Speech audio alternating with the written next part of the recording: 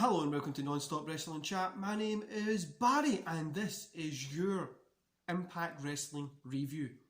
I've recorded this little intro like 3 times because I keep calling it SmackDown. It was as bad as SmackDown, guys. So, we're just going to get right into it. We're going to go through a couple of the matches. I've tried and missed out most of the segments because they were really, really bad.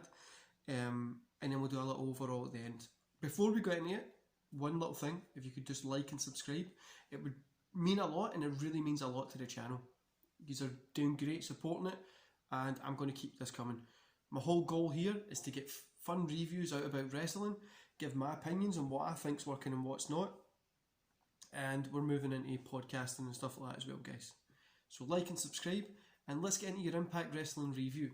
So, we've got Kylie Rae, Susie, Edwards, Havoc and Neva versus Valkyrie, Rosemary, Lee, Hogan and Steels. Kylie Rae's team picked up the win. I gave this a 2.5 stars, guys. If I'm looking off to the side, my notes are just over there. I gave this a 2.5. It was a strong match to kind of start the show. It's now the multi-person tag team match. Everybody out there will know what I'm talking about, unless it's Survivor Series or that elimination style. Just really doesn't work. It can get too confusing. There's too many people at the sides. But yeah, it was pretty good. This one worked really well. 2.5 stars. Great opening to the Impact show. Then we had a big chunk of segments, guys. I don't know why I've got this in my hands. We had a big, massive chunk of segments. So the only one that I've included here is the Impact flashback moment of the week. Is Slammiversary 2013. With Suicide taking on Kenny King and Chris Sabin in an Ultimate X match. Sabin picks up the win to capture the X Division title. It was a cool flashback, but all the other segment bit that was there just wasn't working. Then we had Triple XL versus the Deaners. This wasn't good, guys. A 1.5 I gave it. And it didn't even have enough to kind of get started, but it really wasn't. That was the benefit of it. It didn't have enough to get started to show that it wasn't good. It was a fun match for what it was, but if it was on for a 10-minute, this would have been a 0 stars because it was pretty bad. Next we had Moose and Raju versus Dreamer and Stevie. Stevie and Dreamer pick up the win. I gave this a 2.5. This is probably as good as you were going to get here. Nothing too special. Stevie and Raju did most of the bumping, which was expected. And it was more of a storyline than anything. What it done is it showed everybody's strengths, showed that Dreamer could still go in the ring, but I don't know if this is going to transition into a good match at Slammiversary. The last match that we had, there was only 4 matches on this card, was Hernandez versus Rhino. Gave this a 1.5 stars.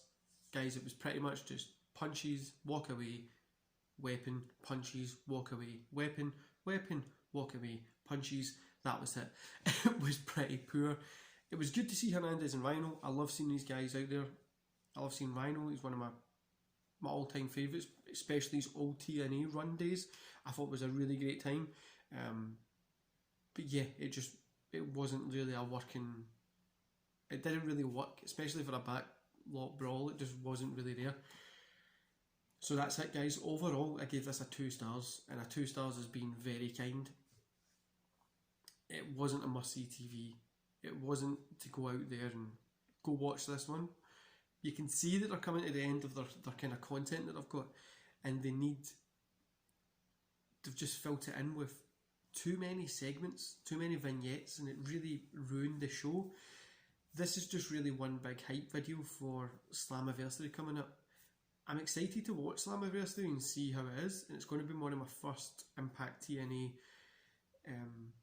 pay-per-views I've watched in a long time, so it'll be fun to see, and I wonder if you guys are going to be enjoying this as well.